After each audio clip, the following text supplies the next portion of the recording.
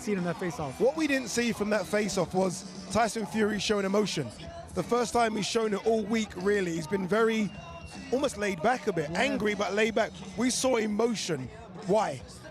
It's getting closer. You're getting agitated with stuff. Of course you are, and I think no, he feels like for the first time in a very long time he has a point to prove, and I think that's a good thing for him. I think that's a really good thing for him because this whole he says it's not anymore, but his whole career, how it's thought of in history, hinges on this fight.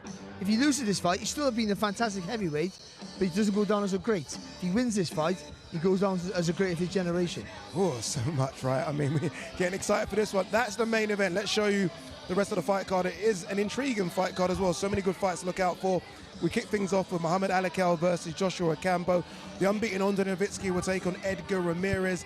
Unbeaten versus unbeaten in a light heavyweight showdown between Daniel Lappin and Dylan Colin. Peter McGrail has an opponent. That man is Reese Edwards. Isaac Lowe will take on Lee McGregor. And then we have a few big boys coming up for you. Johnny Fisher takes on Dave Allen. Serhii Bohachuk was supposed to take on Israel Majimov. It is now Ishmael Davis. A lot of people are talking about this man, Moses Itauma, unbeaten. Will he break Mike Tyson's record? He has to get through Dempsey McKean first. And then the fight we've all been waiting for. We saw it in May. We're seeing it again on Saturday. Alexander Usyk versus Tyson Fury for Unified Heavyweight Championship of the World. All right, let's get this show on the road. Let's throw it down to your MC, Mr. Thomas Triber. This is a rehearsal. Ladies and gentlemen, welcome to the official weigh-in for Reignited Usyk Fury 2, a great night of World Championship Boxing.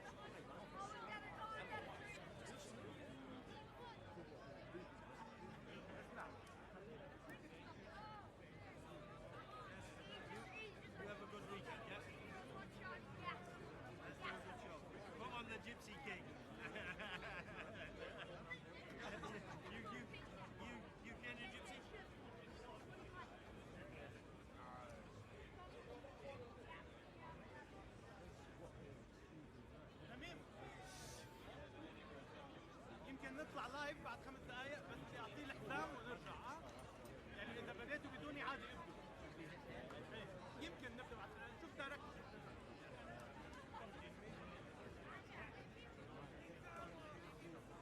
You enjoy, yes? That's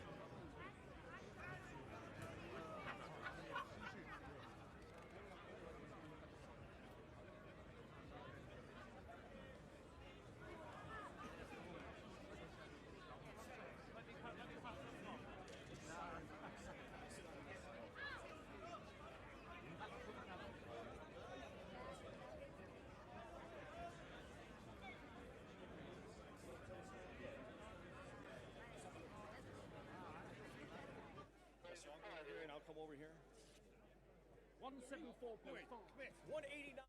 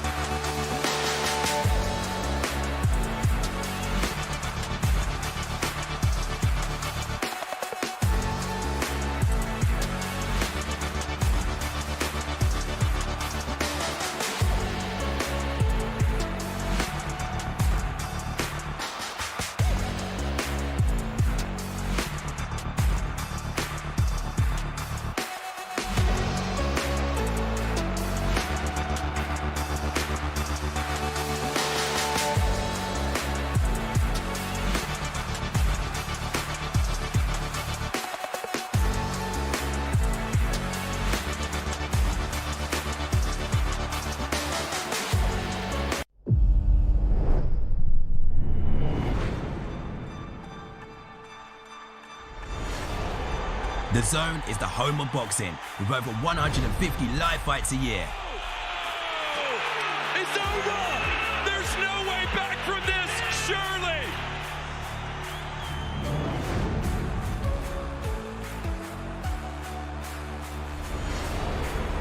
Ladies and gentlemen, let's get ready to rumble! How do you like it? How do you like it?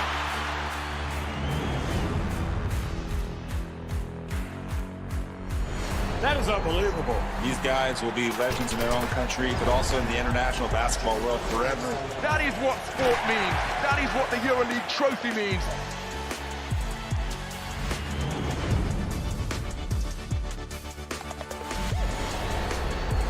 Are you not entertained?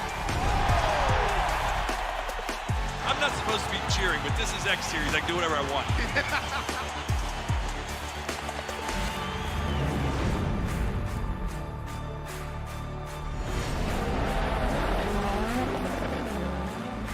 Everything is difficult in this life, so still you need to be on it.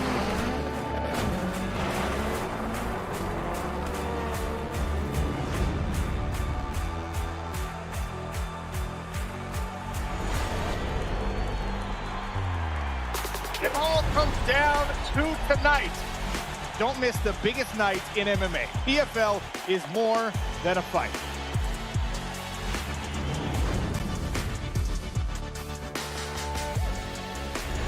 Catching up on any NFL game is easier than ever before.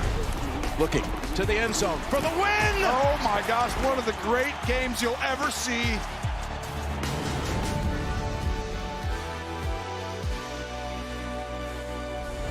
The competition is back, and the UEFA Women's Champions League looks set to be bigger and better than ever before. It's their time. A night to remember.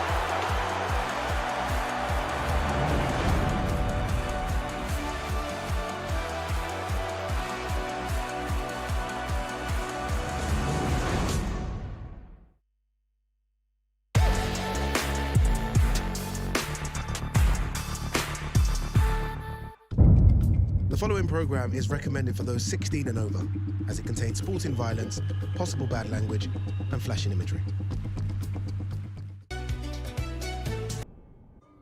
All right, this might be crazy for you, but I've never seen a flamingo before. We are in the flamingo enclosure in the Wonder Gardens. You know where we are, Riyadh, Saudi Arabia, for the biggest one. The biggest of them all to end what's been a magnificent 2024. Alexander Usyk versus Tyson Fury 2. Today is weigh-in day.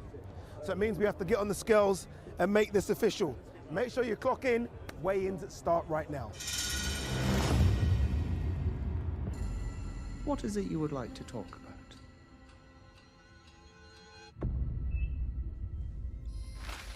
Ah, you're awake, Mr. Fury.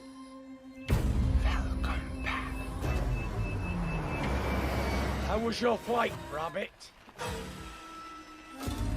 Is everything okay, sir?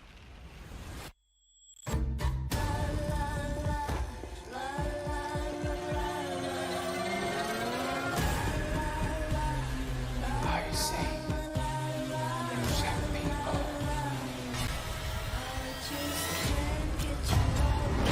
You dropped your wallet.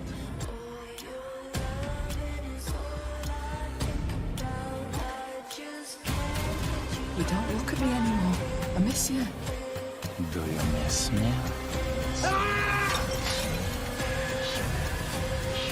Don't be afraid. I will not leave you ever. Will you sleep that night, ugly man? You're gonna think. Think of me. I'm gonna punch your face in. Shut up! Shut up! Shut up! Show me your face. Show me your face. What are you doing here? Wake up, lad! Dad?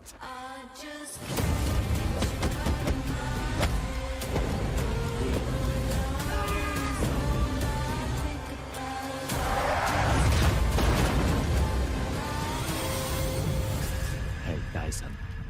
We need to end this. I'm gonna end you.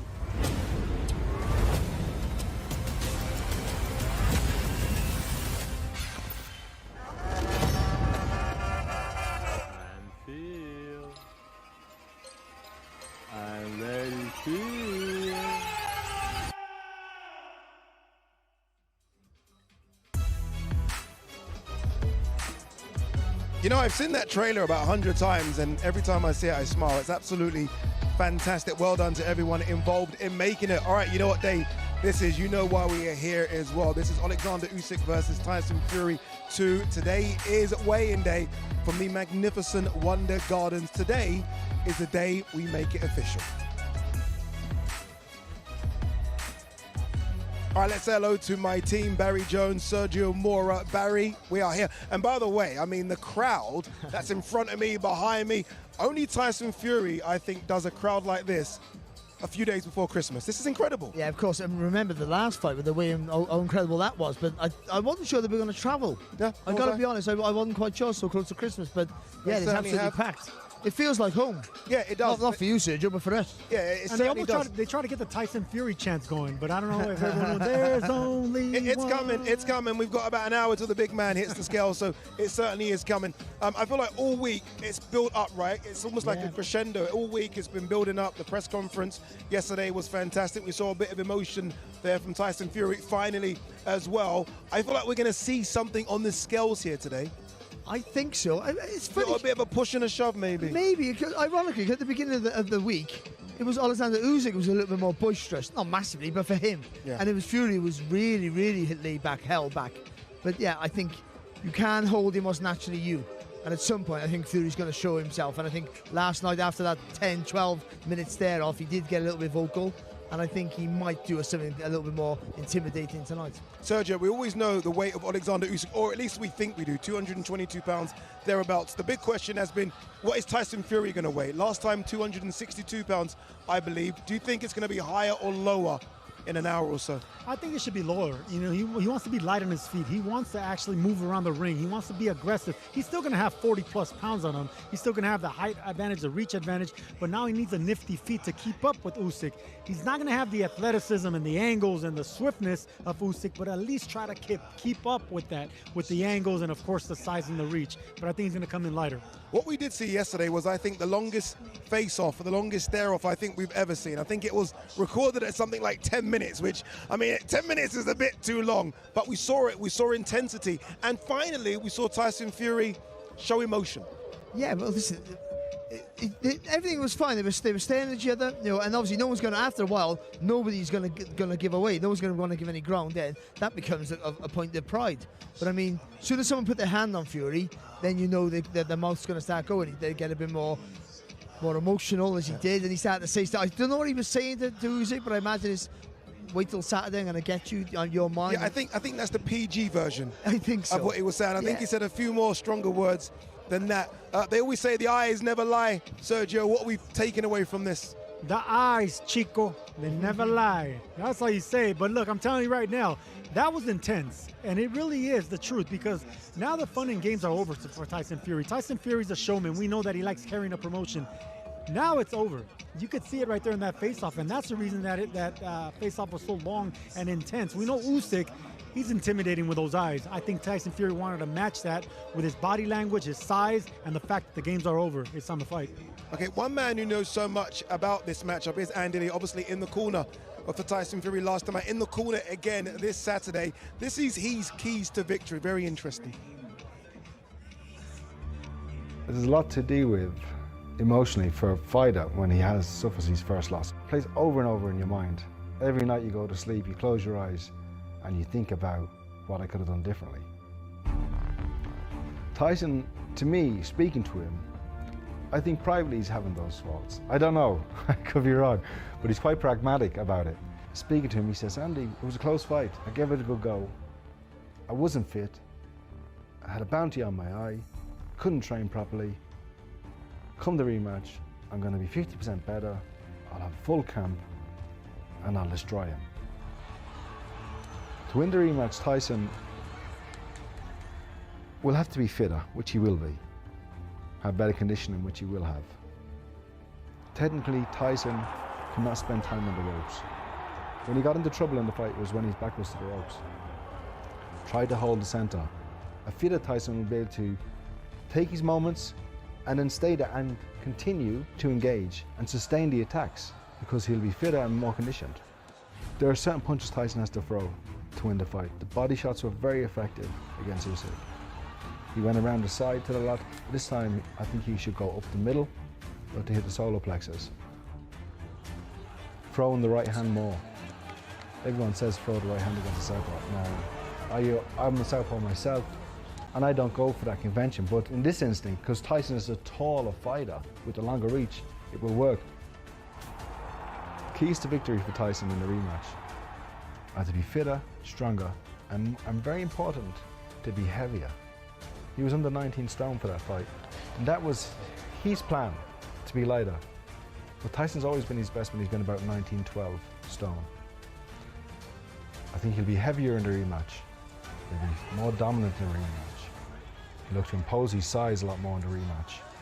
And as I said, very hard to go into a fight, the first one, with a cut on your eye, not had any sparring, and go in there with the best fighter in the world, Usyk. People all over Britain, Ireland, and America, all over the world know Tyson Fury. He's crossed over into the mainstream. He's got an unbelievable story from his life inside and outside of boxing. And like I said, he suffered his first loss. And now he's coming back to right the wrong and to redeem himself on December 21st, live on DAZN.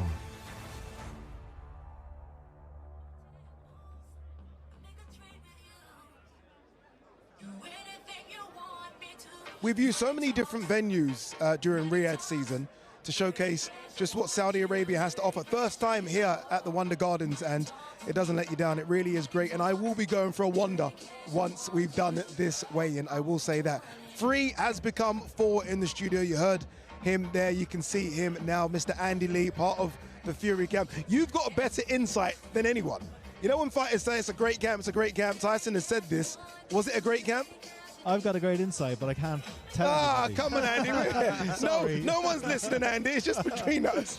Now, how is his mood, though, Andy? Because one thing we have seen is that he's been very stern this week. Not many smiles, no jokes. It's almost a different Tyson Fury, I feel, this time around. It is. It is a different Tyson. It's a different approach. Everyone's noticed it. I've been asked about it more than anything, you know. And no one can psychoanalyze him, but he's always not the hype fights or sell fights and be this character, and you guys know as fighters, all of this stuff takes energy. It's all a distraction, and you come home from these things. We're all late at night out here in Saudi Arabia. You got to go to sleep. It's very hard to come down from these things. You know, these dinners and dinner events, weigh-ins of a big. Just look at this. It's a sensory overload, isn't it? Everything's a big event out here, and this time he's taking a different approach. As a team, Sugar Hills took it upon himself to inform us as a team that we have to cocoon him from this, keep him away from this. He's gone about his business, he's been very focused, he's trained diligently all through camp. There's no point coming here the last few days and getting it all, just putting it all to waste by giving too much energy to this circus. He's focused on the job, and I think everyone can see that.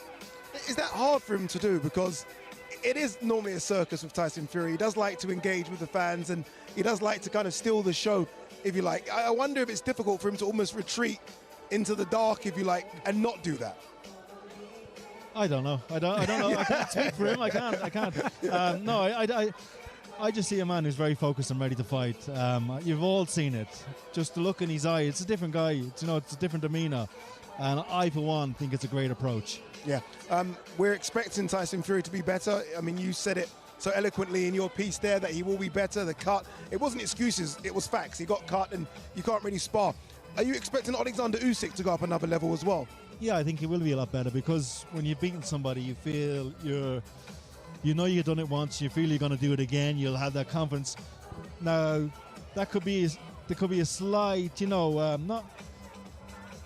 We've already done it. With it. We've already done it. We've achieved what we needed to achieve. Yeah. I think coming from Tyson's perspective of having to go and right the wrong is a better motivational thing, isn't it? It's like, winning something, holding it is harder. Just to winning the title is harder than holding the title, isn't it? You and me know. I know. Andy, in the clip you mentioned about Tyson coming in heavier. Yeah. It seemed to me that he and I think Sergio sort of half agreed that because Usyk makes you tired with the pressure, puts so much the intensity of his presence and the way he moves that he tires you out. Being a bit heavier might make you do you know what I mean? You want to fill up the tank and be a little bit more mobile. Like, it depends how you carry the weight, isn't it? And it's when you're lighter, you can move more, but you can also be moved. You know what I'm saying? You're easily moved and pushed when you've been used to being a heavier man. I don't go with the convention. If you get lighter, you can move faster. I don't really go with that. I think you're weaker. You're not as strong. You're not as you don't feel as full. I don't know. I think I go with the convention of if you're moving more, you're going to be moved more. I think he's going to be a lot more sturdier and a lot more stronger and just in himself. I asked Tyson Fury a few days ago. He didn't really want to speak much, and that's fine. But I did say, look, in every rematch, you're considerably better in rematches, whether it be going way back to John McDermott, Derek Chisora, Deontay Wilder. He looks so much better. Is that because he underestimates the opponents going in, or is it because he can then figure them out going round second time? If you ever had a rematch, you'll know yourself. These guys know. You've seen I had a few school ground scraps as well. I had a couple of rematches. You know as well, Daddy. But you know what I'm saying. Yeah. You guys know, don't you? I've had 4 rematches, and I lost 3 of them because the element of surprise is gone. I was good in the first fight. The second fight was totally different. That was just my perspective. But the thing about Tyson Fury, he's different. You know, he wins his rematch emphatically by knockout. It goes back to McDermott. It goes to Chisora. It goes to Wilder. You know, once he figures these guys out, it's not just what he learned in the IQ. It's the pride. It's the fighting pride of Fury. He doesn't like to lose. He's never lost. This is a man who's never lost. So you can bet he's going to have that chip on his shoulder. He's going to make the adjustments, the needed adjustments, and whatever it takes to win, he's going to do it. And he'll understand what the pressure feels like now against Usyk. All the fidgety movements where he has to think, and all the pressure with the feet and the darting attacks. Now he knows what that's like. You think you know what it's like until you feel it. Now he knows what it's like. He can prepare better for it, theoretically. Andy, what's the pressure like for yourself and Sugar? We always talk about the fighters, but yourself and Sugar in the corner, where you get that 50 seconds to try and give as much information as you possibly can. What's that like? Give us some insight what the corner's like. For me, it's just another day in the office. Like, honestly, it sure doesn't look that way, Professor Andy Lee. No, well, no, I'm gonna. All I'm doing is there to help. Give him water. Put the ice on his neck, put the stool in on time. That's my job. That's my pressure. It's putting the stool, getting to make sure that stool is under that rope. And Sugar's going to do the talking this time. It's his job. And we're going to leave it to him. Are you talking to Sugar in between the rounds? I'm sure you are. And that's your bit of advice, and he takes what he wants out of that, I guess. Exactly, yeah. All right, let's hear a bit more about that. It's a very interesting conversation. The topic of the corner, obviously last time John Fury was involved in that as well. Andy had a little to say about the corner earlier. Don't show this. Sugar Hill's job is to speak. He's the only one who should speak. He's the only one who really ever speaks in the corner. Tyson's dad was in the corner, who's very vocal, and everyone can appreciate a father watching his son box and what that must feel like. And I thought the things that John was saying were actually quite good. It was good advice. Just keep side on, jab, jab, and throw the right hand to the chest, get your right hand going, which would have been a good punch. You're in a fight. You're trying to control yourself, your emotion, what you have to do, but also you're thinking about your opponent. You have to try and control what he's doing. And then you have, which wasn't good, 3 voices come in from outside the ring, where when you get to that corner, that's your reprieve. That's your rest from a fight. You don't want to have to get another fight when you get back into the corner, you know, and deal with stress. So it wasn't ideal for Tyson.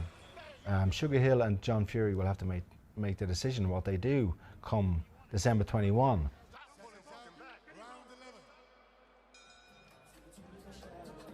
Fascinating. Honestly, I find that stuff fascinating. The pressure on the cornerman to give the instructions that needed to be given within 50 seconds, I find crazy. But it's all like flavor. Like, one day you're a genius in the corner, and the next day you're an idiot. You shouldn't be in a corner. You know what I mean? We've seen it so many times. You know, if your fighter goes out and gets a knockout, he's a genius. He's the greatest coach, trainer of the year. And if he gets beat, then everything's inspected, everything's dissected, and every word that you say is right or wrong, you know. So I love the way on Saturday you're wearing 2 different hats as well. Andy, part of our team on Saturday, the best team, obviously, on DAZN. And then he's going to change up. He's not going to wear a suit, obviously. I'm going to wear the suit in the corner. Suit in the corner. That's my corner outfit, actually. It's got Team Fury on the back. Indeed. So many good ones. By the way, I can tell you this. they're late. The fighters are late. Traffic in and around this area can get a bit busy. And the amount of people here, you can understand why traffic is getting busy as well. I always wonder what this does for the inexperienced fighters. Like how they handle this, you know, when they just want to get on the scales and go, just kind of waiting and waiting and waiting. I think for the undercard fight, this is such an amazing experience that I don't think that's an issue. I think, you know, just being here. I think for the top of the bill, this is just a pain. Like, as Andy's been saying, everything's just a distraction from their build-up and their mind thought for the fight. So they just want to get back to their homes or wherever they're staying and focus on what they have to do for themselves. Yeah, I mean, you know, the mind part of the game is the most important part of it. Yeah. Anyone can get fit, but getting your mind right for a fight of this magnitude, it takes a special athlete, it really does. And there are some special athletes on Saturday on show. Andy, thank you very, very much. Thank you, guys. All right, let's hear a bit more from Tyson Fury and Alexander Usyk. Todd Grisham sat in between them alongside their promoters, Alex Krassyuk and Frank Warren, for Face Off. Hello, my friend. Hello, my friend, Hitman. You baldy He's come for the job, hasn't he? He's come to kill me. That's it. He looks like an assassin, doesn't he? He looks like a sexy beast. It suits him. The shaved head suits him. He looks sexy. My hands was here. I win. Thank you, God. But if Tyson think what Tyson win, no problem. For me, no problem. Listen, we have one more fight. 21st December. Usyk got the raise, like he just said. He won the fight. Fair play to him. Don't make excuses. Man beat me on the night. Fair play. I believe I won the fight. That's my opinion. Just like if you had an opinion, he had an opinion, everybody had an opinion. But he got his hand raised and I congratulated him. It's on TV to see. I kissed his cross. I said, thank you very much. And Happy New Year. And Happy New Year, for sure. Do you know what I mean? So when we go again, we go again. That's it. There's no animosity. I don't hate Usyk. You know, he's a good God-fearing Christian family man. Why would I hate him? And he's made me millions of dollars. I love him. Do you know what I mean? Yeah. You said it was an easy fight until he landed a punch from the gods. Yeah. Why would you describe it as a punch from the gods? Just he could have punched me with that punch a million times. It may not have had any effect. But, you know, he punched me with it and it had an effect and that was great. Great for him. What do you remember about that left hand in round 9? It was perfect. Tyson good at keeping. Was keeping good. Yeah, I was keeping good. But you had your little chance to knock me out, didn't you? Couldn't do it, could you? Hit me with 10 shots in a row and couldn't do it. You too have chance, brother. You too have chance. You couldn't even put me down after being on Bambi legs. You hit me 10 shots. 10 clean shots on the chin. Okay, no okay, canvas touch. Yeah. You're in the rematch. Okay. Like Tupac said, you hit me with your best shots and couldn't do all. You know what's coming for you. I'm going to you up, bitch. What's the plan for the next one? Same. I don't need to do anything more because it was close. So if I don't get a knocked, I've 10-8 round in round 9, then I maybe win the fight. No? If I on the cards, yeah. So maybe if I just keep a little bit more focused, same again. Pop, pop, pop, pop, pop. I'm not going to change anything because it wasn't a one-sided beatdown. It was a close fight. Could have went either way. I'm not complaining. Don't be afraid. I will not leave you alone again.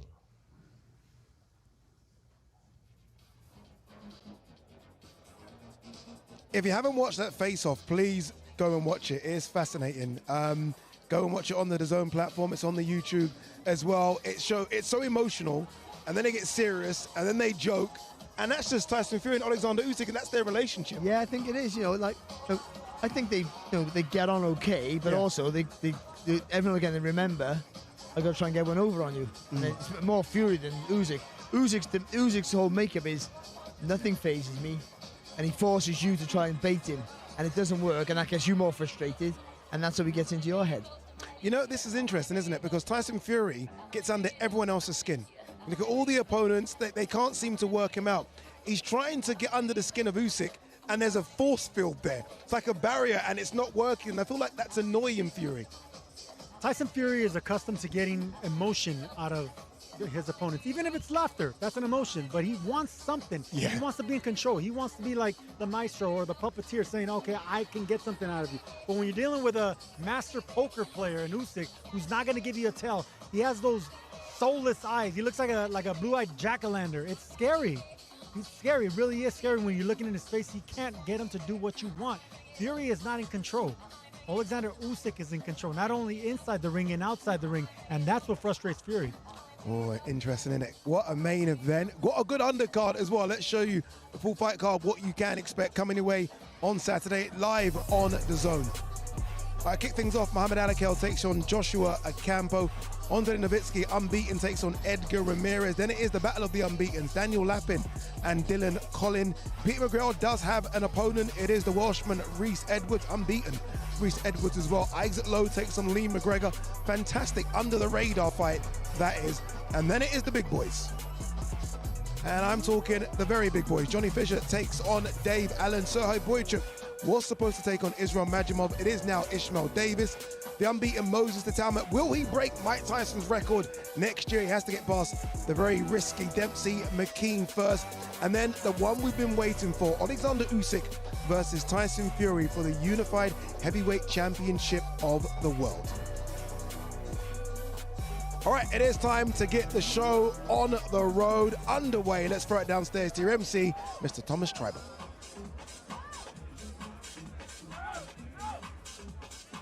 Ladies and gentlemen, welcome to the official weigh-in for Reignited Usyk Fury 2. A great night of World Championship Boxing tomorrow from the Kingdom Arena in Riyadh, Kingdom of Saudi Arabia. We would first like to thank the Kingdom of Saudi Arabia and the custodian of the two holy mosques, King Salman bin Abdulaziz Al Saud, His Royal Highness, the Crown Prince Mohammed bin Salman, and His Excellency, Chairman of the General Entertainment Authority, GIA, Turkey, Alakel.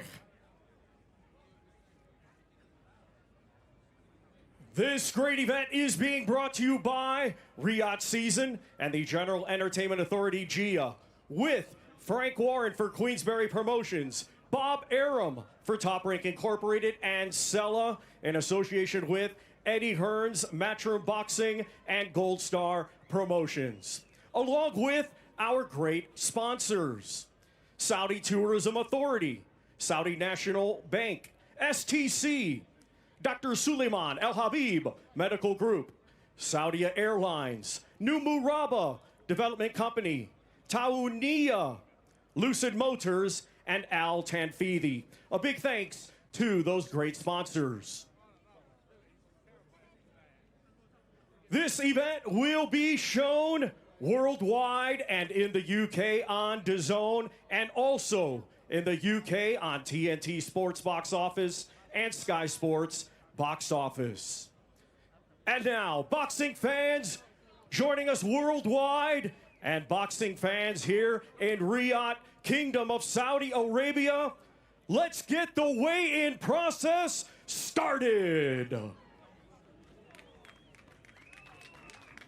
Our first two fighters competing tomorrow in a scheduled 6-round international super featherweight contest. First, coming to us from Cali, Colombia, a veteran of 46 professional bouts, here is Joshua White Wolf Ocampo.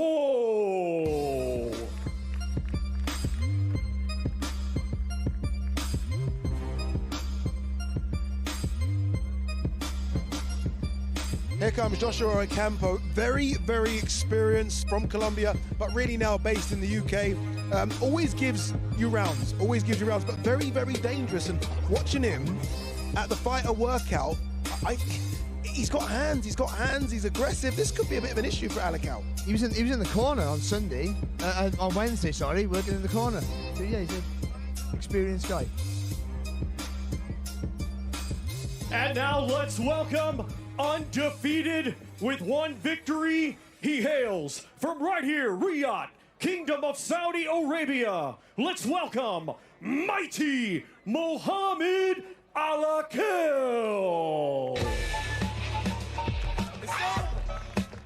It's over, boy.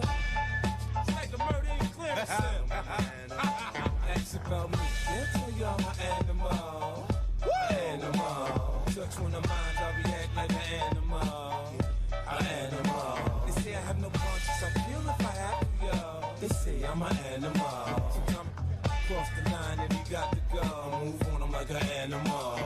Shady, talk to me if you ain't my bracket. 100 million at 60 after Texas. I was a little dirty, flipping on mattress. And now let's welcome first to the scale, Joshua Ocampo.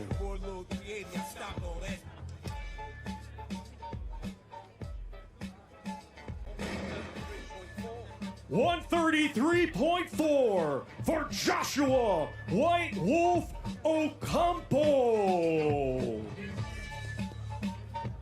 Now to the scale, Mohamed Alakel.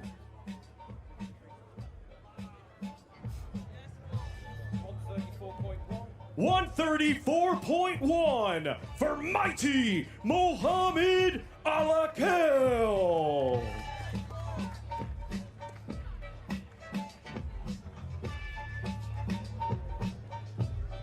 Once again, ladies and gentlemen, these two competing tomorrow in a six-round international super considerably featherweight taller. contest. He's going to be rangier. He needs to use that size, doesn't he? Maybe box on the outside here. Listen, this is one of these fights where it can turn on Alakel because he only has one fight. He's dealing with a fighter, an experienced fighter with 46 fights. It doesn't matter if it's a 50-50 fight or losses. You're still dealing with a true tough professional. This could be a fight that can really get out of hand quick. Joshua, how good is this, by the way? Now, you're picked for your toughness. You play a very important role in this sport. But what problems do you believe you can cause young fighters like Mohamed Alakel who are just finding their feet as professionals? Will be the experience, you know, because it's a lot of fights, a lot of times that I'll be on the ring, so that will be a difficult way to get into really a contest. And I hope it will be a really good show. As do we. Enjoy the experience and enjoy the big stage as well, Joshua, tomorrow night. Thank you. Thank you. Mohamed, you're only 24 hours away from your second professional fight and the opening bout for the big one in 2024. What are your thoughts, especially when you see your opponent saying it's going to be a great show? I'm excited. All the hard work is done now. It's time to have fun. We can't wait to see you in the ring. Thank you. Thank you.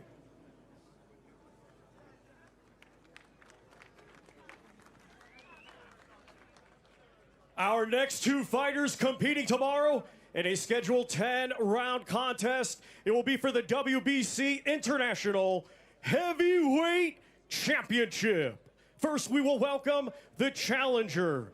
Coming to us from El Chamizal, Ecatepec, Estado de Mexico. His professional record, 10 wins, just 1 defeat, 1 draw, 4 of those 10 wins coming by way of knockout. Here is Edgar Ramirez.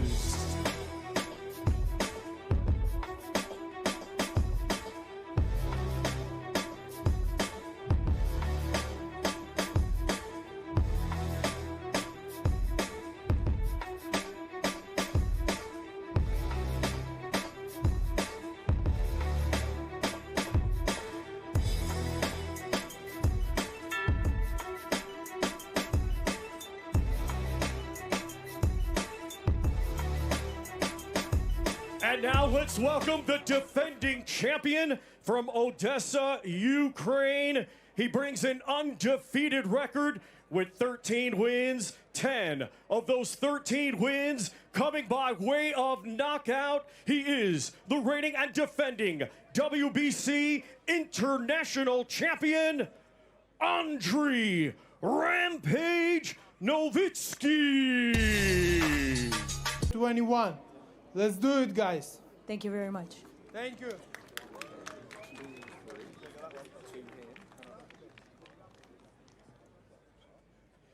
It will be a battle of the undefeated. Our next two fighters competing tomorrow in a scheduled 10-round contest. It will be for both the vacant IBF International and vacant WBA Continental Light Heavyweight Championships. It's brought to you in association with K2 Promotions. Let's first welcome, coming to us from Toul, France. He brings an undefeated record with 14 wins, 4 wins coming by way of knockout. Here is Dylan Force Tranquille Colin.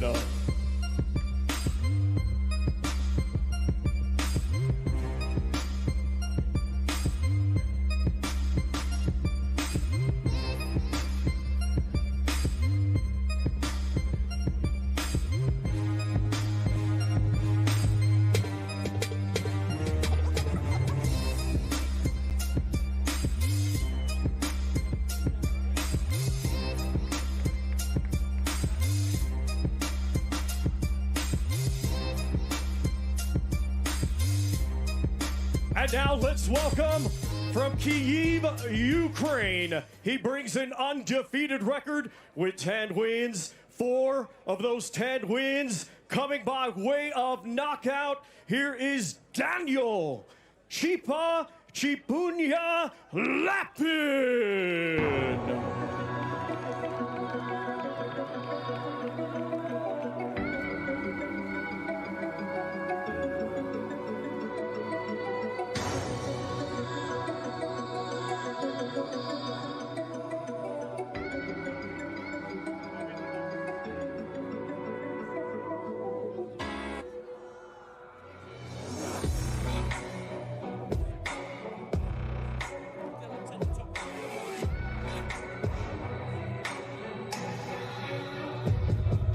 Let's first welcome to the scale, Colin.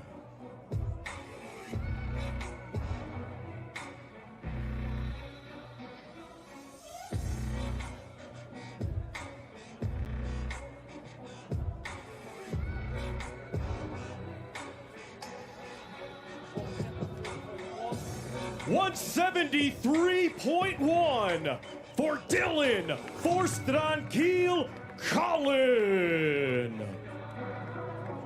Now to the scale, Daniel Lappin.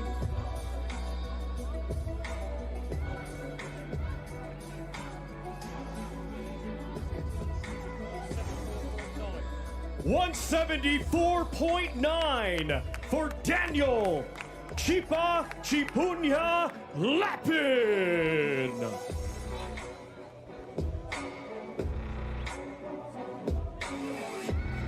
French boxing riding the crest of a wave at the moment. Bruna Saras. Once again, maybe the ladies and upset of the year gentlemen, against Jaime Munguia, Leonardo Mosquera, upsetting Chev Clark. This could be something big for French boxing, Sergio, if Dylan Lappin can get past what I think is a really good fighter in Daniel Lappin. A very good fighter, but he's going to be having a punch up. I mean, he's going to be 5 inches shorter. He comes from a kickboxing background. You know, every time I hear that, I always see that guy's going to be a little bit stiff, not good on his feet, and he's dealing with a very tall fighter that's excellent on his feet with Lappin. 10-round fighter already, coming off a 1-round knockout, coming around his power and confidence. It's going to be a tough climb for Colin. Our next 2 fighters competing tomorrow in a scheduled 10-round international super featherweight contest. It is brought to you in association with Boxer.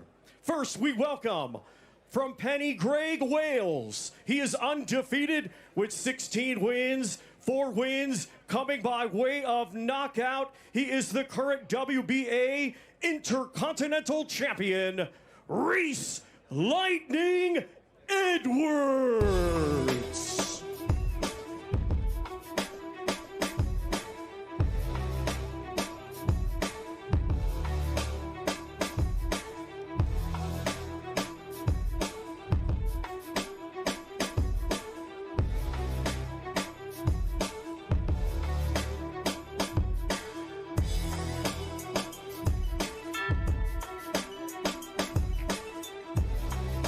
And now let's welcome from Liverpool, England, a 2020 Olympian.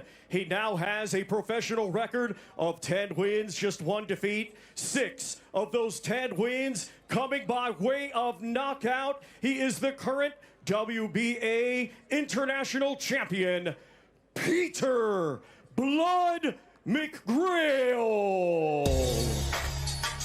And I know I'm very good, so I'm looking forward to it. Well, Reese, big credit to you for taking the fight on such short notice, and best of luck as well tomorrow night. Peter, you finally get a chance to have a face-off with your opponent, only 24 hours away from getting into the ring. What are your impressions?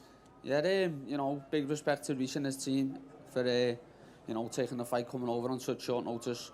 You know, gives me the opportunity to, you know, perform on the biggest stage of all. But yeah, you know, it feels a lot more real now. First head-to-head there, and, you know, we're ready to go tomorrow now.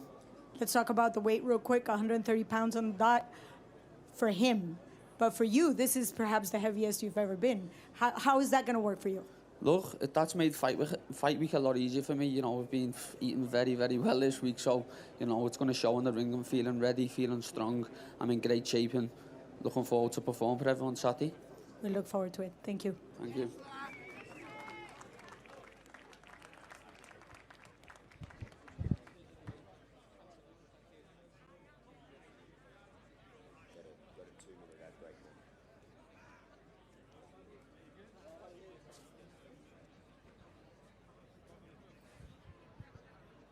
Interesting, this one. I think that's a really, really good fight, that is. Peter McGrail versus Reese Edwards. It was supposed to be Peter McGrail versus Dennis McCann. We'll get to that situation when we will get to it.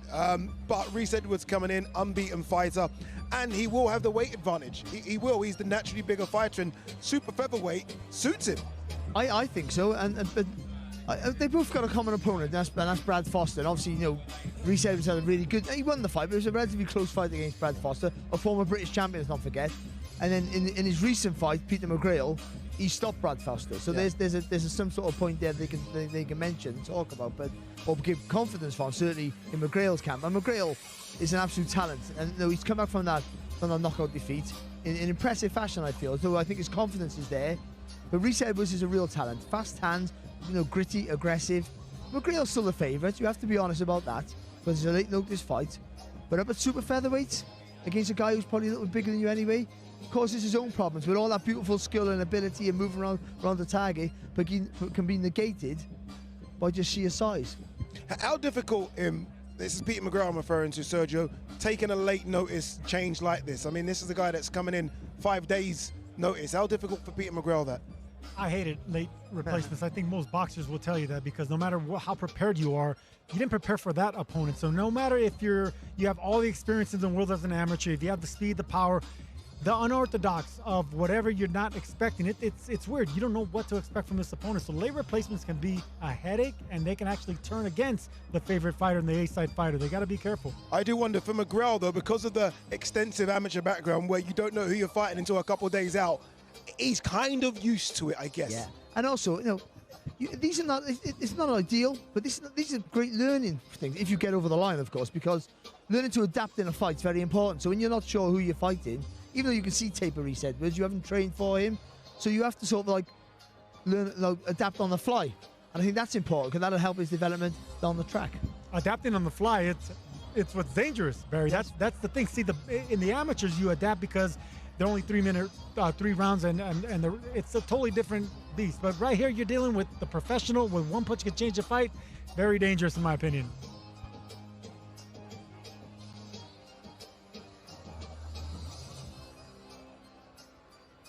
All right, let's get the show continued. Thomas Treiber is waiting, so let's throw it downstairs to your MC. Let's continue. Our next two fighters competing tomorrow in a scheduled 10-round contest, and it'll be for the vacant WBC International Featherweight Championship. It is being brought to you in association with Wasserman Boxing. First, let's welcome from Edinburgh, Scotland. He brings a professional record consisting of 14 wins, just 1 defeat, 1 draw, 11 of those 14 wins coming by way of knockout. He is the former British, Commonwealth, and European champion, Lightning Lee McGregor.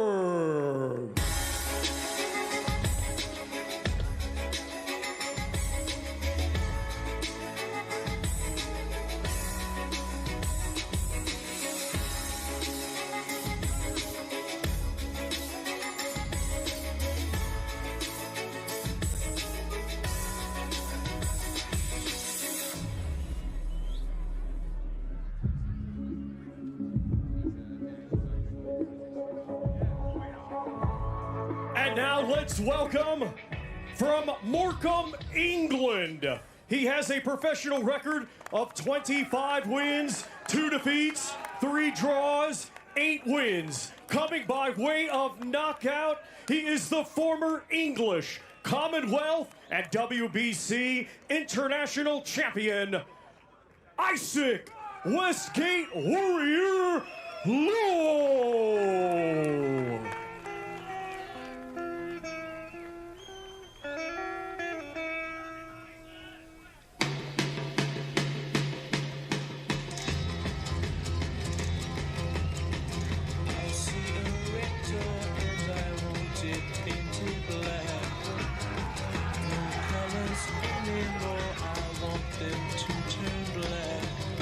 Let's first welcome to the scale, Lee McGregor.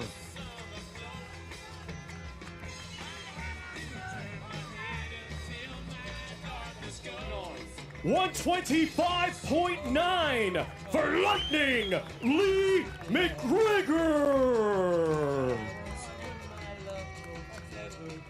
Now to the scale, Usyk, Lowe. 125.1 for Usyk, Westgate Warrior, Lowe.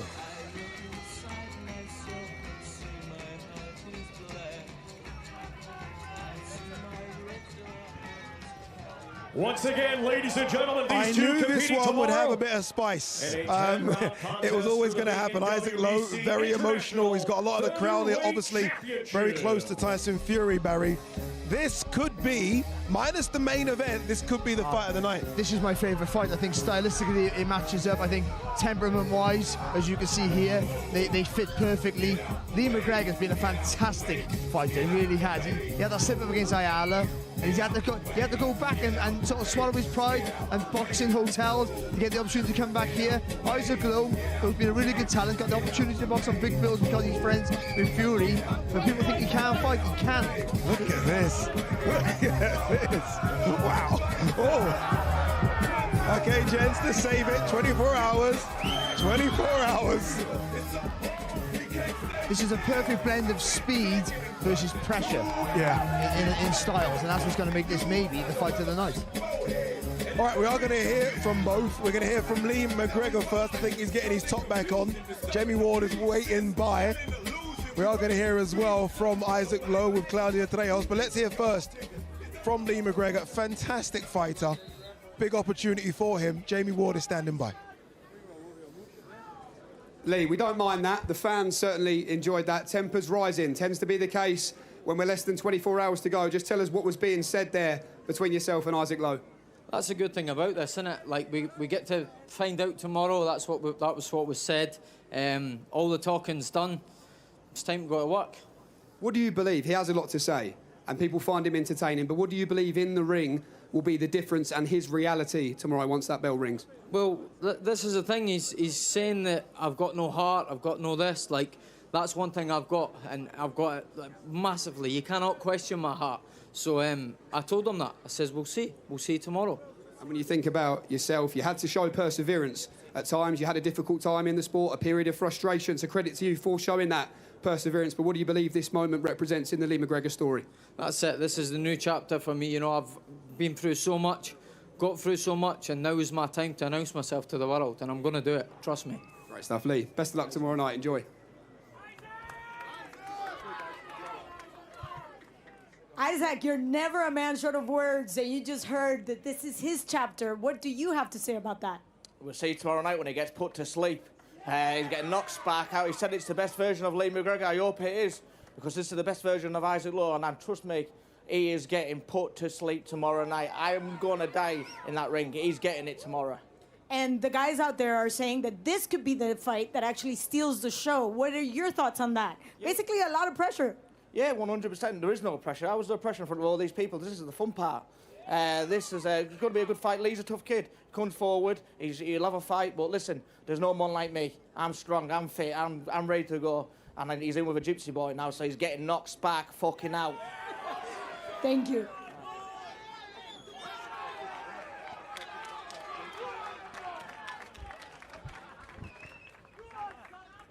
Our next two fighters competing tomorrow in a 10-round contest. It will be for the vacant WBA Intercontinental Heavyweight Championship. Let's first welcome from Doncaster, England. He brings a professional record consisting of 23 wins, 6 defeats, 2 draws, 18 of those 23 wins coming by way of knockout. He is known as the Doncaster De La Hoya, David the White Rhino Allen.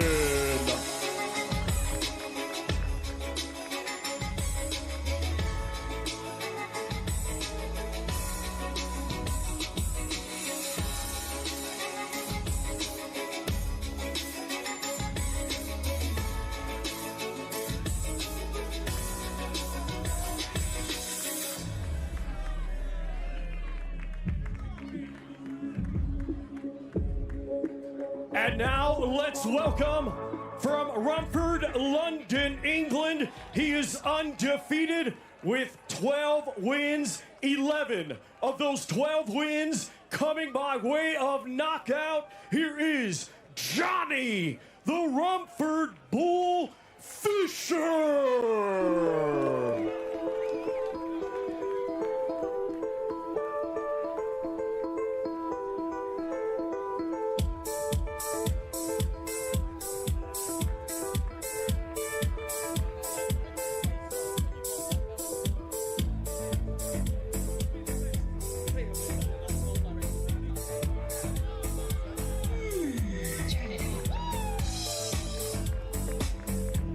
And we will welcome to the scale first, David Allen.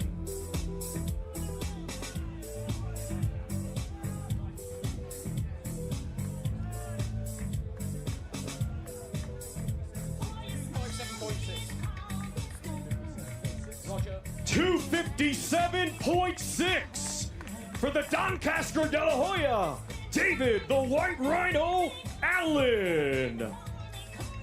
Now we welcome Johnny Fisher.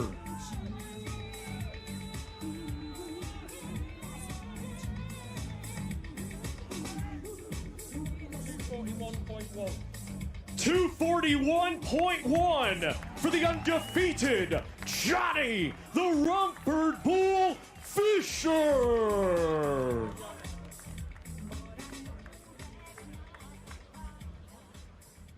Two big lads here, Barry. Two big lads. Johnny Fisher obviously going to this as a favourite. He's the one with the future. Dave Allen, we don't know where he is. He doesn't know where he is. We'll find out Saturday. Yeah, listen, David Allen's a real talent, but you got to, what's the motivation and all that sort of stuff. I know that comes into play. Johnny Fisher's on a real roll, but this is a step up for Johnny Fisher. It really is. I think if Dave Allen's, is anywhere near the best we saw him, but that's a long time ago. 2019 really is his last stellar win against Lucas Brown, and a great win that was. But still, if we get that version of Dave Allen, then Johnny Fisher's going to have a hard night. If we don't, and we get a guy who's maybe just looking for a payday, then Johnny Fisher is not the guy to be in the ring with. All right, let's hear from Dave Allen. Let's see where he is. He's on stage with Jamie Ward. Well, Dave Allen, here we go. You've said throughout the whole build-up, mentally, physically, this is the best you've ever felt because you've never been so motivated to win a fight, this fight against Johnny Fisher. In the build-up, look, you've been honest. You've called him a novice. You've called this a lottery ticket. You said he's a kid. What is burning those fires so brightly in Dave Allen to win this fight tomorrow night? Lots of things. Yeah, this is the one. This is the one people will remember me for, and I want to be remembered for being one hell of a man. So, yeah, tomorrow's the big one. And you've been vocal throughout as well about how you see this fight ending with Johnny Fisher. You've kept talking about your experience, but if he comes steaming at you like he has done throughout his journey so far, his last two have been over within 90 seconds in the first round. If he comes at you in the same way, what do you believe happens to the Rumford Bull? Oh, he's making a big mistake, yeah. This is a big step up. No one's ever run onto me before.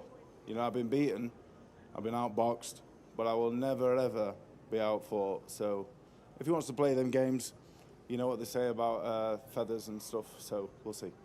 Dave, wish you the best of luck tomorrow night. Johnny, you just heard that from the other side of this platform. You're making a big mistake. What do you have to say about that?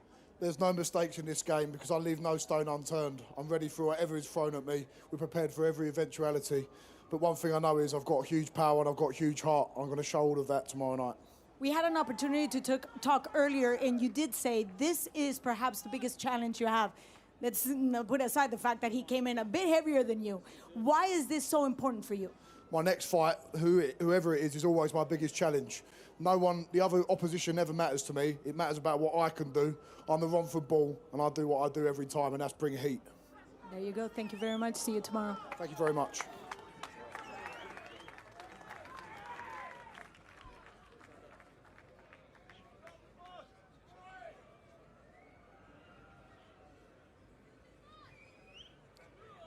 Our next two fighters competing tomorrow night in a scheduled 12-round contest, and it is a final eliminator for the WBC Super Welterweight Championship of the world.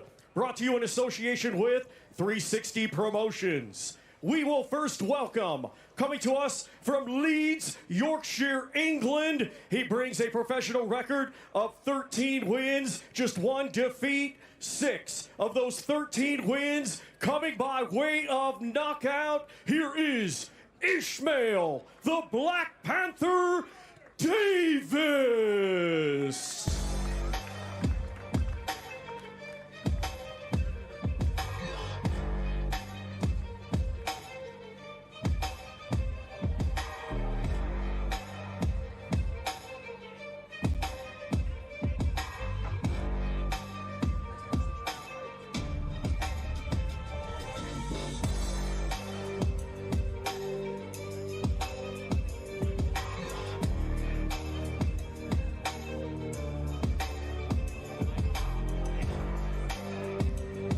And now let's welcome a native of Vinnytsia, Ukraine, now fighting out of Los Angeles, California, USA. He brings a record of 24 wins, 2 defeats, 23 of those 24 wins coming by way of knockout. He is the former WBC interim super welterweight champion of the world, Serhiy El Flaco Bohachuk.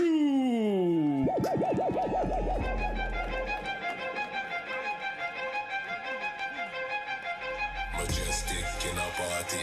Pass me the Dutch, pass me the chargy. When we step in on the dance, have a few Barbie. And the vibes never offset like Cardi.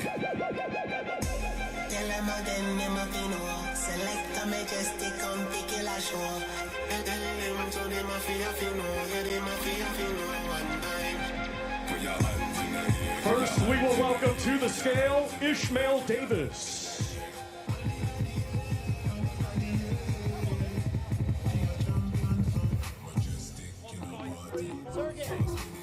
153.6 for Ishmael, the Black Panther Davis. Now we welcome to the scale Serhiy Bohachuk.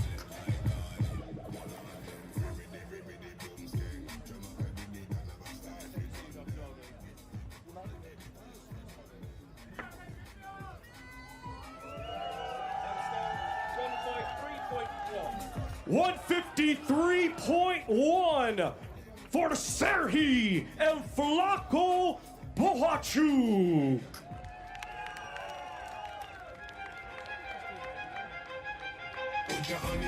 Sergio, I have a feeling this one's gonna get going from the very first round. You were at Bohachuk's last fight when he fought Virgil Ortiz, maybe fight of the year, fantastic.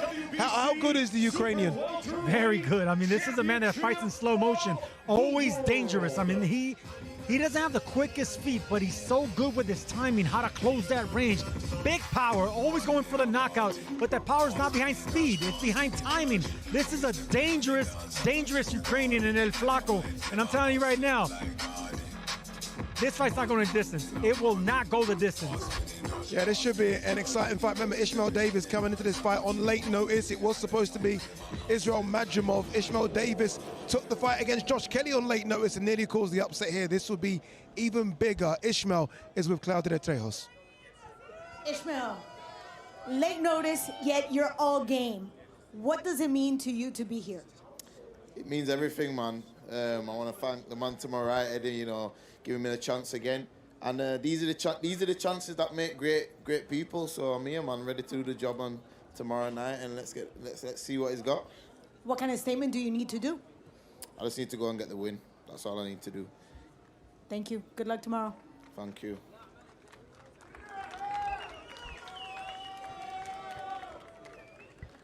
Well, Serhiy Bohachuk, you were meant to be fighting Israel Madrimov. It's not. It's Ishmael Davis. He's taken this chance. How are you feeling about this change in opponent? He's very ambitious. For me, it doesn't matter who. I'm ready for this fight. I have big camp. I have a lot of sparring partners, different sparring partners, short, tall. I have a lot of experience. It doesn't matter who. final eliminator as well for the world title. A win takes you closer to your dream. How does that feel? Yeah, I'm happy, I'm excited. Of course, it's a big chance for me and for the next fight in the title fight. I want. I'm hungry. I want this. I'm very excited. Very proud as well to have that Ukrainian flag behind you. What will this mean to you and your country tomorrow night? You know, in Ukraine now hard time. I wanna motivate my people. I wanna show my people. Ukrainian, it's winner people. I won in Ukrainian won. Everyone Ukrainian people winner. Best of luck to you tomorrow night. Thank you so much.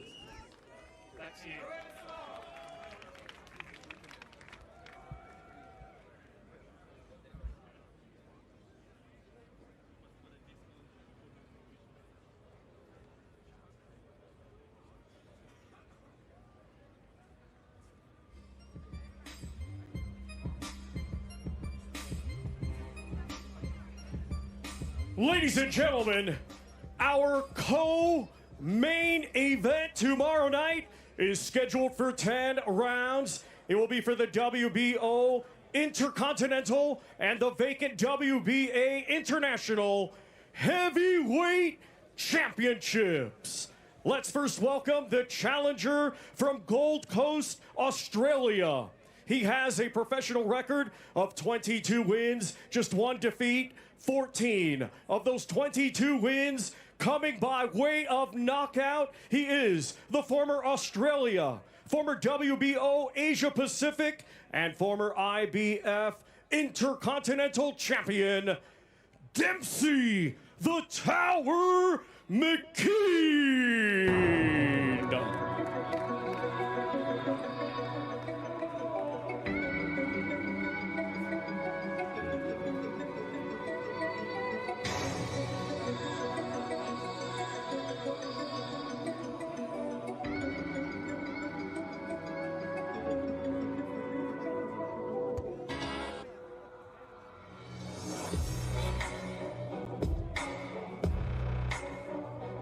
And now let's welcome the defending champion from Chatham, Kent, England. He had a stellar amateur career, and now at just 19 years of age, he is undefeated as a professional with 10 wins, 8 of those 10 wins coming by way of knockout. He is the reigning and defending WBO Intercontinental Champion, Moses Itauma.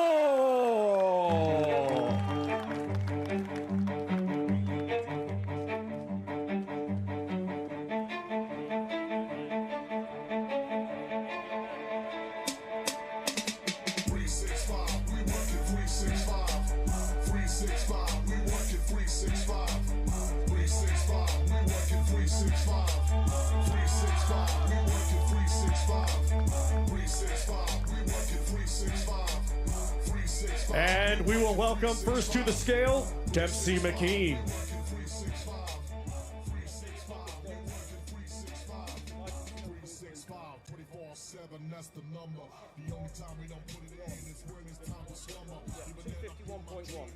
$251.1 for Dempsey the Tower McKean. Now to the scale, the undefeated Moses Itauma, the defending champion.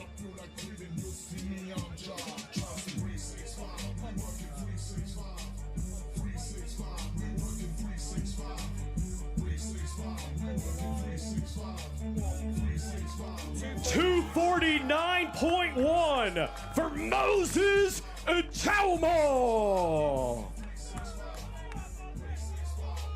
Once again, ladies and gentlemen, these two competing tomorrow in our Moses co-main Itauma, event, 249.1. Both of us were like, okay, it's interesting. Raised eyebrow. That's pretty heavy for Moses. That is pretty heavy. That is, especially for a fighter who really does it on his tremendous movement, his fast feet and his fast hands. But the variety of the work of Moses Itauma is what sets him apart. The angles of the punch that he can get on his opponent is absolutely tremendous. But this is an acid test for him.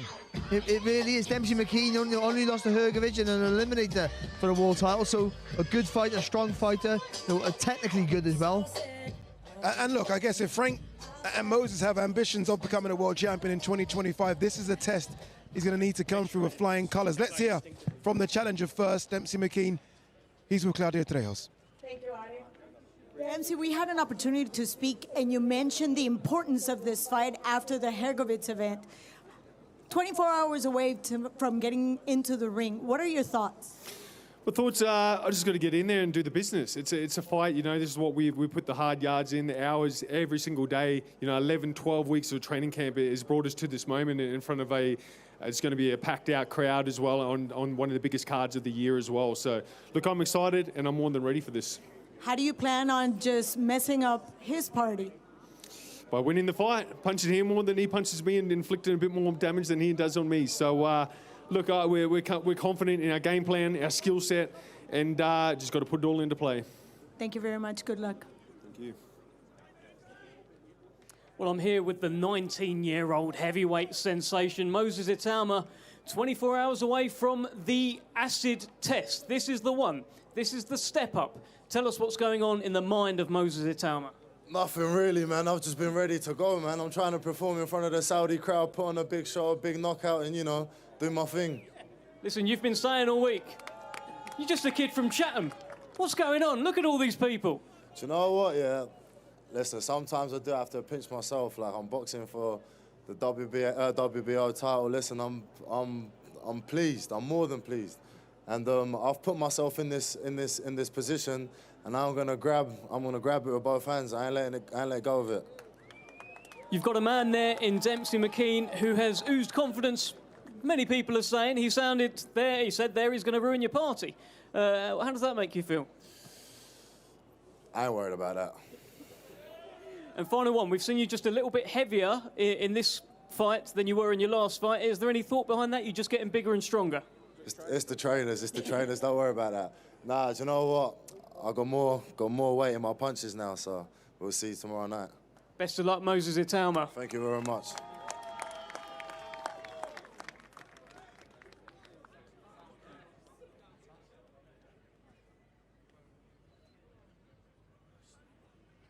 One more to go. That one more, obviously, Alexander Usyk versus Tyson Fury. Brad Jacobs has joined us in studio, COO of Top Rank. Brad, what do you make of Moses? Are we starting to get noise in America about Moses? Yeah, absolutely, yeah. I mean, he's a very confident guy, as we can tell. Maybe a little heavier than anyone expected, but you never know with these guys. So we're expecting a lot from Moses, actually. Your man, Tyson Fury, is coming up next, and you played such an important role, I believe, in Tyson Fury's comeback, right? After he obviously went, you know, into a way he shouldn't or wouldn't want to go. He then went to America. You guys pushed and promoted him. What's it been like, you being part of that Tyson Fury journey? Yeah, I mean, look, there's no one better in the business to promote than Tyson Fury. He's a promoter's dream, right? So, yeah, he came to America, made a huge hit. He's come back here now into Saudi. He's just a huge star. Have you made a big noise about how different Tyson Fury is this week? We're so used to Tyson Fury being the Joker, being the guy that does the stand-up, grabbing the mic, having a song. This week, nothing. What have you made of his demeanor? Yeah, I think he's taking this very seriously. He wants that title back. He wants to be undisputed once again, and this is what it takes, and he looks like he's ready. What happens if he can't get over the line? I mean, it's a close fight. What happens do you think that'll be the end for Fury, or do you think he'll carry on looking for a redemption again? Look, I think it's how it ends, right? Okay, you know, he loses every round. It's one thing. If he loses a close decision, it's a completely else. There's always an Anthony Joshua fight out there regardless. So you never know in this business, right? Has he been the most fun to work with? Out of all the fighters that you work with over the years, and there's been many of them, too many to remember, I would say, Yeah, Brad. that's But right. has he been up there at the top? Absolutely. You know, like I said earlier, promoter's dream. You know, he's up there with fighters like Manny Pacquiao, Tyson Fury, guys that just, you know, they exude joy and they love the fighting and they love everything about it. Brad, very quickly, what do you make of all this, Brad? Me and you've done this before in Saudi. That's right. But you come back, I mean, this is a few days before Christmas, Brad. Look at this. It's incredible. It really is unbelievable. The job they've done here is second to none. I mean, worldwide, second to none, really. Yeah, it really is fantastic. And we have one more to go as well. It is Alexander Usyk versus Tyson Fury 2. The weigh-in is about to go down in a few moments, which means Sweet Caroline is going to get even louder in a few moments.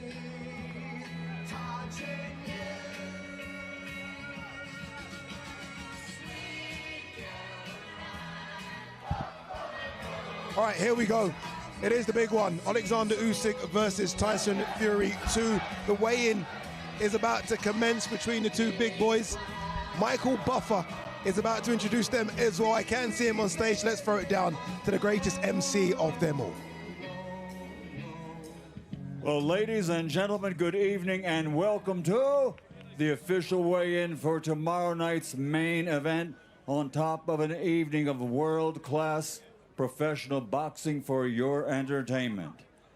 Riyadh Season in the General Entertainment Authority with Frank Warren for Queensberry Promotions, Bob Arum for Top Rank Boxing, Eddie Hearn for Matchroom Boxing, along with Gold Star Promotions, Gypsy King, K2 Promotions, and Sella. And our sponsorship will be provided by Saudi Tourism Authority, Saudi National Bank, STC, Dr. Suleiman Al Habib Medical Group, Saudi Airlines, New Muraba Development Company, Tawunia, Hunger Station, Lucid Motors, and Al Tanfiti. And ladies and gentlemen, as always, special thanks to our host nation, the Kingdom of Saudi Arabia, with honor and regards to the custodian of the two holy mosques, King Salman bin Abdulaziz Al Saud, His Royal Highness Mohammed bin Salman, and Chairman of the General Entertainment Authority, His Excellency Turki Al Sheikh. So ladies and gentlemen, tomorrow night, the rematch. Will it be revenge? Will it be repeat? 12 rounds of boxing for the universally recognized heavyweight championship of the world. Now it's time to bring the warriors to the stage. Challenger and champion making his entrance first. He's the heavyweight fighting pride of the United Kingdom. His professional record stands at 36 fights, 34 victories, 24 big wins by knockout, only one defeat with one draw. He is the heavyweight fighting pride of the United Kingdom.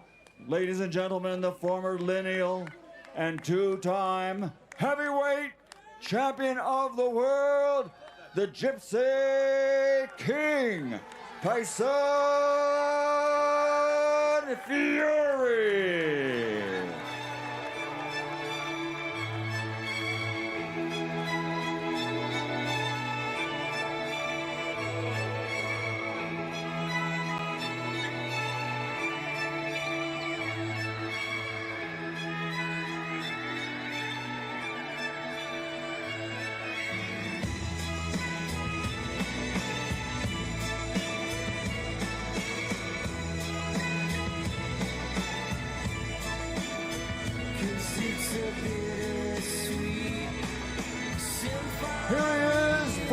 Two-time world heavyweight champion, the Gypsy King, Tyson Fury.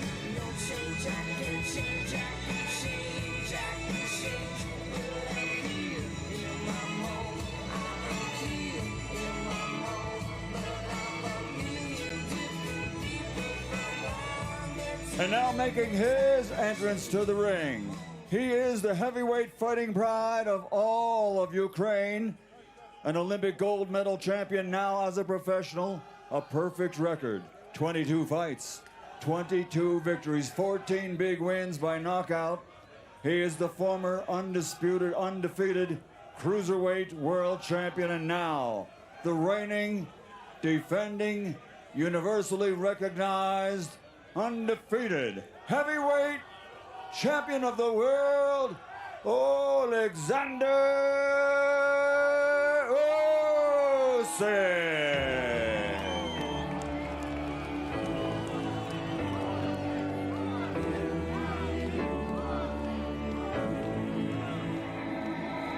Held down heavy now, living in the same town, trying to find something new. Broken picture frame, I've been frozen in, trying to find a better view. This ain't me, this ain't cool, this ain't all I signed up to. This ain't right, it's no good, no good. Oh, everything is changing. OLEKSANDR Usyk. First onto the scales, ladies and gentlemen, will be the Gypsy King, Tyson Fury.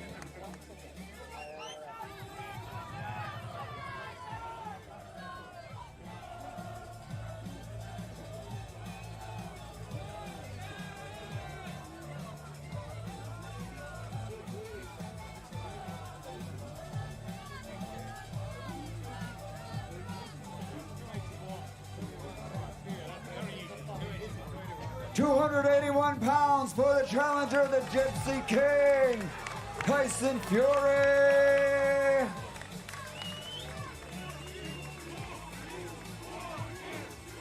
Next onto the scales, the reigning and defending world champion, OLEKSANDR Usyk, on the scale.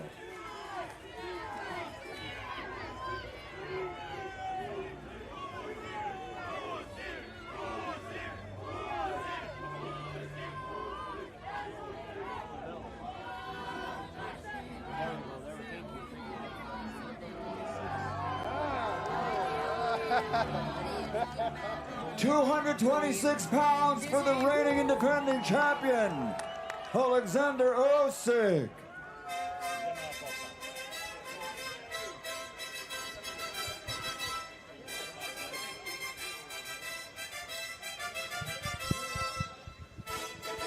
You know what? I'm not actually sure what those weights are, if I'm honest with you. I mean, both are wearing clothes, both are wearing trainers. OLEKSANDR Usyk normally weighs 222, he weighed in 226.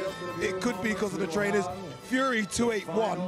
He is heavier than the 262. I don't think his clothes weigh 20 pounds, but he's not 281 pounds. No, he's certainly not. You know, and again, he's got a lot of gear on underneath, and he's going to have a bit of extra weight there. But he is a lot heavier, as seems to be, as was suggested, certainly by Andy Lee, and Usyk's probably the same weight anyway, so that's fine. Who cares about the weight now? We have a fight. That's the main thing. It's going to be interesting if there is a face-off here. I feel like there might not be, and if it is, it's going to be a fiery one. Let's see if they do go nose to nose. Both very confident. I mean, it's an incredible matchup. It really is. This is genuinely number one versus number two. I know people talk about Daniel Dubois, and he will get there, but this is number one versus number two in the division. I know how many times have I said over the period of time that, you know, the heavyweight division is our flag-bearing division. So when that's flourishing, the whole sport benefits from it. So the fact you got one and number two boxing each other in a rematch so close after the second one, that's the important part.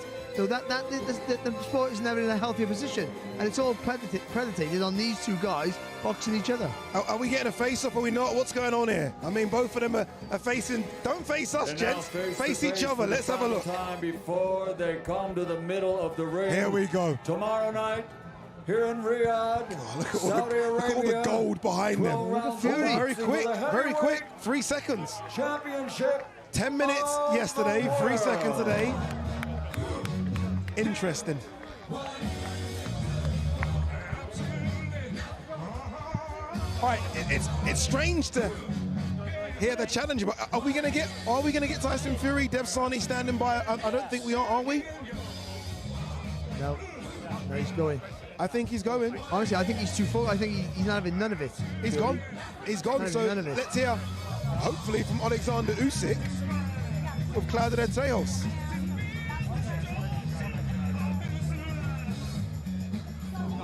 Last impressions, you just faced Tyson Fury for the last time before you walk into the ring. What are you feeling? Ти був на фейс-офі з Тайсоном Ф'юрі. Що ти відчув? Nothing.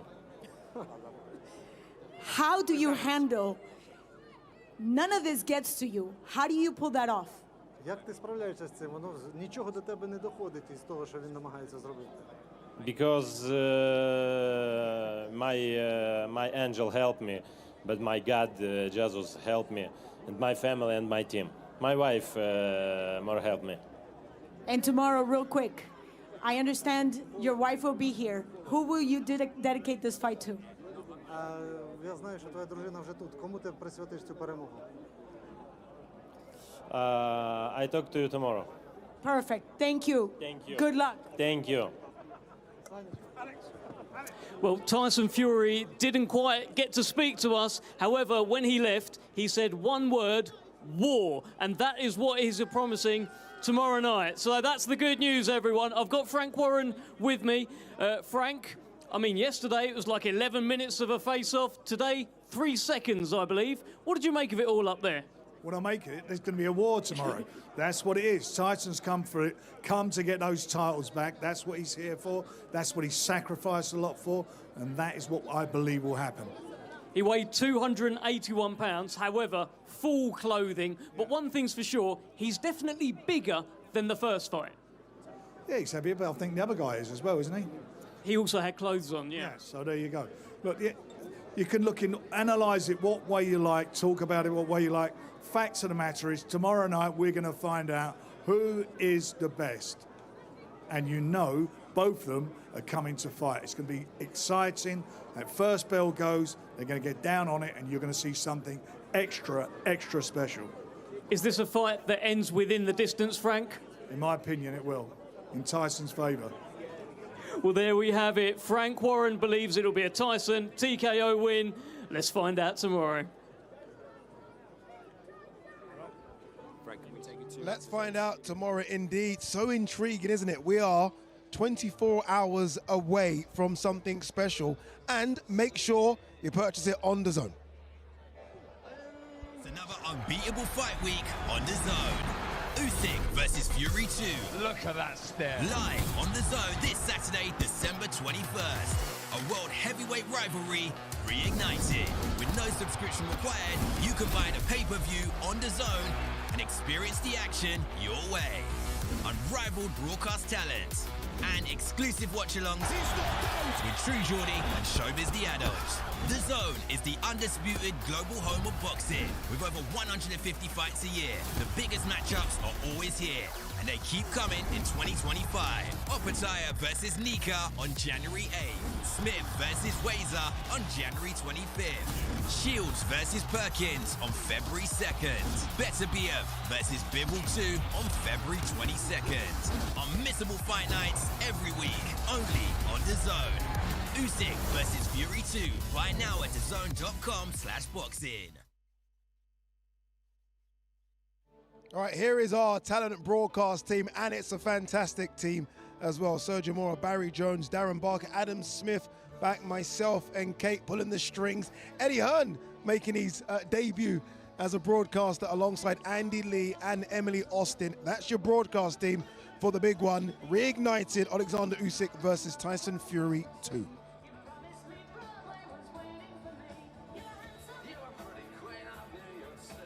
What do you make of this weight? I'm so intrigued. I really want to know what Tyson Fury weighs. Obviously, look, with clothes on, 281 pounds.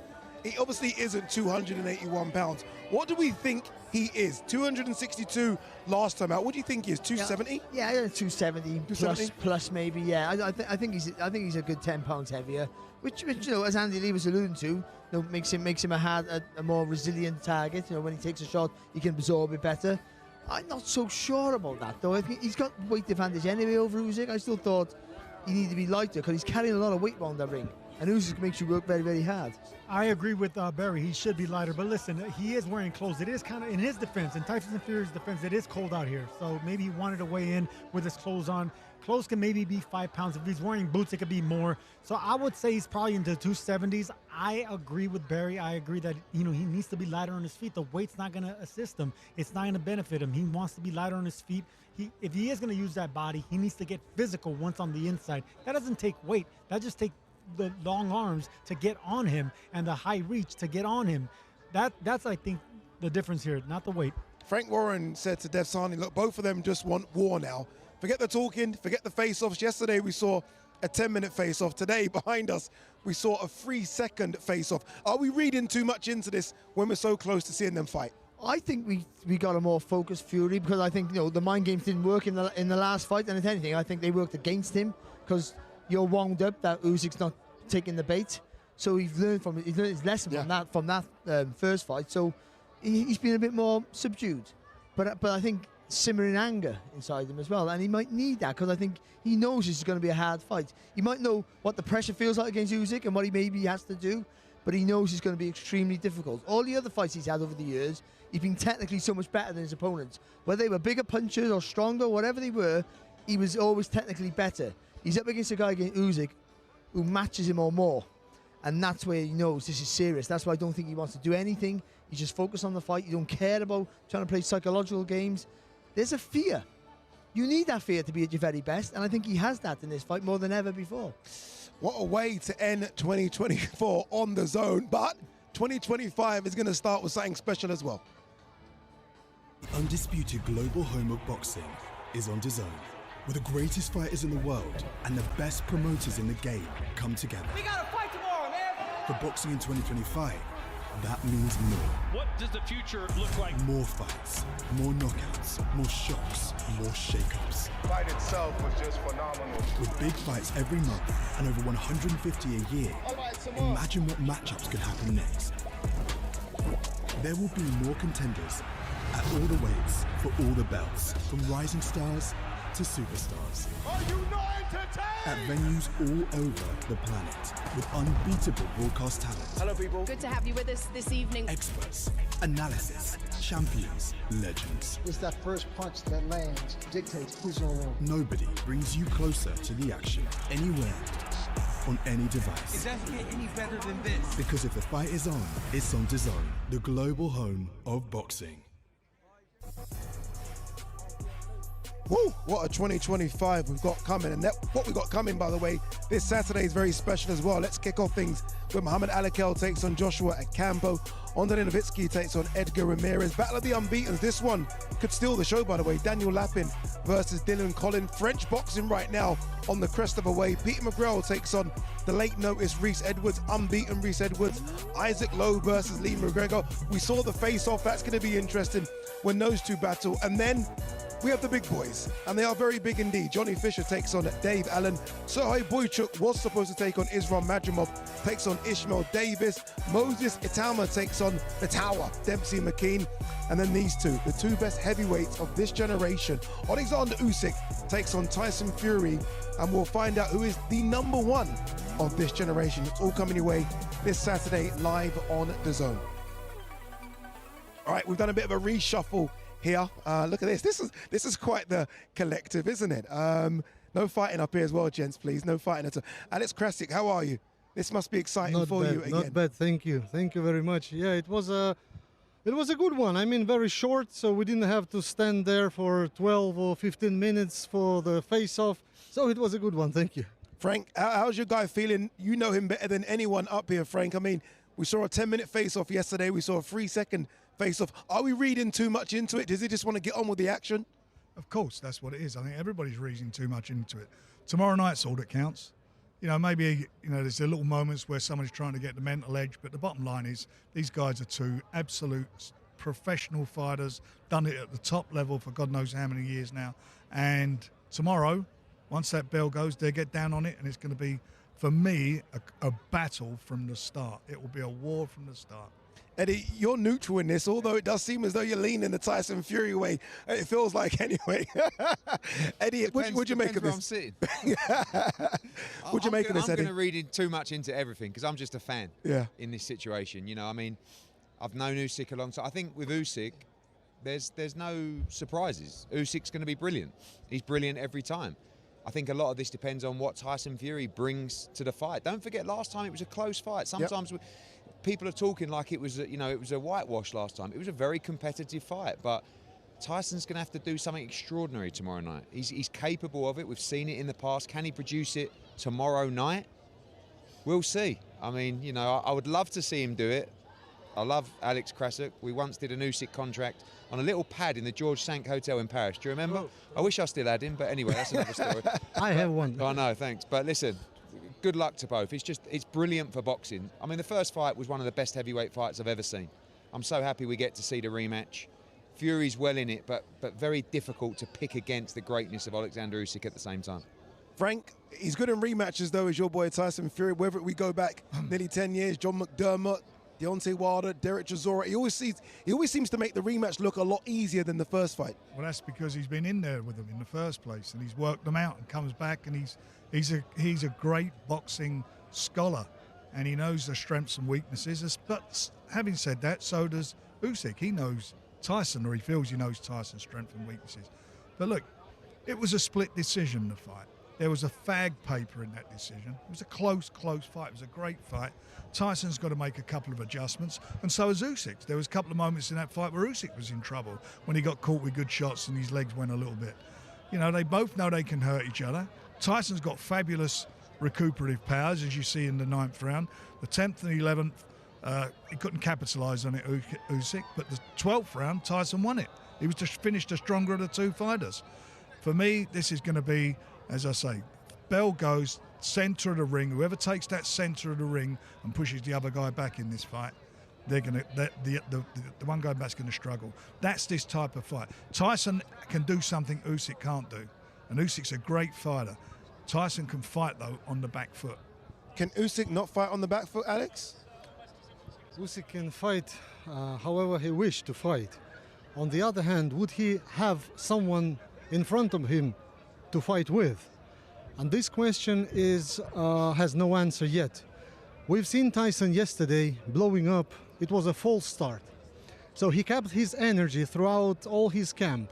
As he mentioned, he didn't speak to his family, he didn't speak to his wife, to his kids. He was all way away from home, from everything, from civilization, living like a monk. And he was accumulating that energy to explode in the ring. But he made a false start yesterday, and for this reason, there's a question mark whether he will still be capable of doing something extraordinary that Eddie mentioned. Okay, can we have a nice handshake between you two?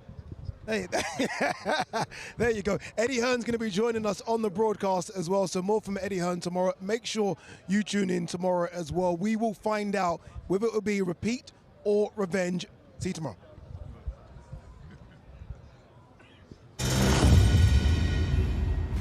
You're awake, Mr. Fury. I say, you said people. When you sleep at night, ugly man, you're gonna think of me.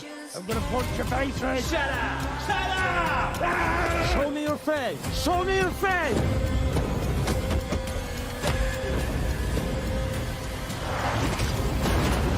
Hey, Tyson, we need to end this.